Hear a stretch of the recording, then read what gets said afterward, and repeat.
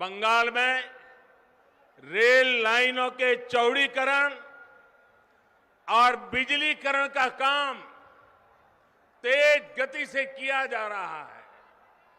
भाइयों बहनों, अब रेलवे को लेकर पश्चिम बंगाल में संभावनाओं के नए द्वार खुल रहे हैं। पूर्वी डेडिकेटेड फ्रेट कॉरिडोर का बड़ा लाभ पश्चिम बंगाल को होने वाला है।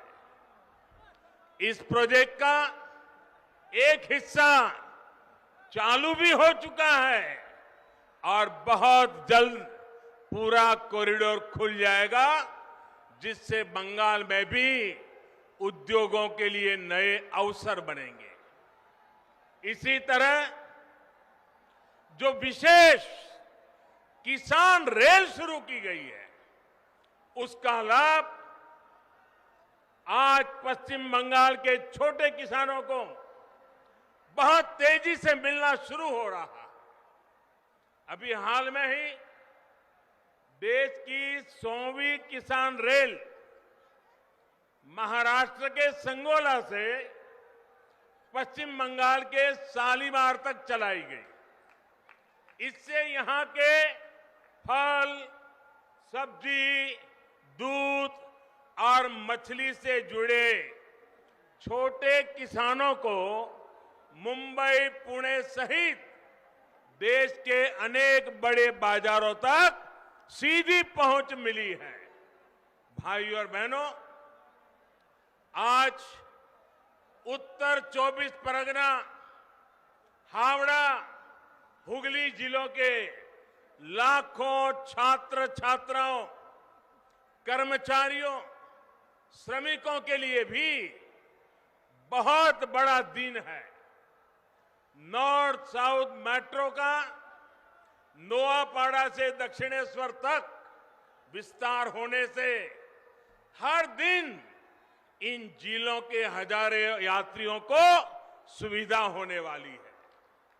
अब आपको कोलकाता आने जाने के लिए आधुनिक और सुविधा संपन्न तेज पब्लिक ट्रांसपोर्ट मिल गया है। भाइयों और बहनों, चंद्रनगर सहित ये पूरा क्षेत्र भारत की आजादी का, भारत की संस्कृति और भारत के ज्ञान विज्ञान का एक प्रकार से तीर्थ है। महर्षि अरबिंदो, मोतीलाल रॉय, रास बिहारी बोस, बिपिन बिहारी गांगुली, कन्हैयालाल दत्त, उपेंद्र नाथ बंदोपाध्याय, अनगिनत ऐसे महान व्यक्तित्व का नाता इस धरती से है। ये वो धरती है जिसने रामकृष्ण परमहंस जैसे महान संत हमें दिए। माउंट एवरेस्ट को मापने वाले महान गणितज्ञ राधानाथ सिगर, महान भाषाविद बुद्धदेव मुखर्जी, ऐसे मनुष्यों का भी नाता इसी मिट्टी से रहा है। मुझे हैरानी है, इतने वर्षों में जितनी भी सरकारें यहां रही हैं, उन्होंने इस ऐतिहासिक क्षेत्र को, इस पूरे क्षेत्र को अपने हाल पर ही छोड़ दिया। यहां के इंफ्रास्ट्रक्चर को, यहां की धरोहर को बेहाल होने दिया गया। मुझे बताया गया है कि वंदे मातरम भवन, जहां बंकिम चंद्र जी 5 साल रहे, कहते हैं कि वो तो बहुत बुरी हालत में है।